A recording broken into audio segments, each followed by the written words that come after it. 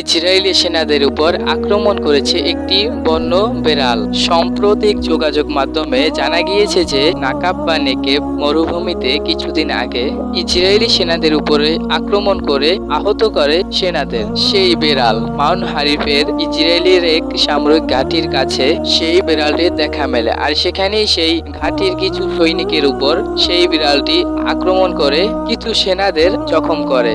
তারপর বিড়ালটিকে ধরে বন্য প্রাণীদের হাসপাতালে পাঠানো হয় পরীক্ষা নিরীক্ষার জন্য। বন্য বিড়ালটি এরকম কেন করলো সেটা সুনির্দিষ্টভাবে জানাতে পারেনি সেখানকার কর্তৃপক্ষরা। তবে ধারণা হয় যে সামরিক ঘাঁটির কাছে থাকার জন্য বিড়ালটির ভারী ঘরের কোনো ক্ষতি হতে পারে, তাই এরকম আচরণ করছে বিড়ালটি এরকম করার কারণে অনেকেই বলছে যে এই বিড়ালটি ফিলিস্তিনের যোদ্ধাদের একজন। কিন্তু নেটের ভিতরে ছড়াছড়ি খাচ্ছে, অনেকেই বলছে নেটিজেনরা যে অনেক মুসলিম দেশই কিন্তু দাঁড়াচ্ছে না, সেখানে এই বিড়ালটি দাঁড়িয়েছে ফিলিস্তিনের পাশে। আবার কোথাও তো বলছে অনেক বছর আগে নবীদের সময় কাবা রক্ষা করার জন্য আবাবিল পাখি এসেছিল, এবার ফিলিস্তিনকে রক্ষা করার জন্য এই বিড়ালটিকে পাঠিয়েছে আল্লাহ তাআলা। তো আপনাদের কি মনে হয় সেটা কমেন্ট বক্সে জানিয়ে যাবেন, আর ভিডিওটি ভালো লাগলে চ্যানেলটি সাবস্ক্রাইব করে রাখবেন, আর আপনাদের কি মনে হয়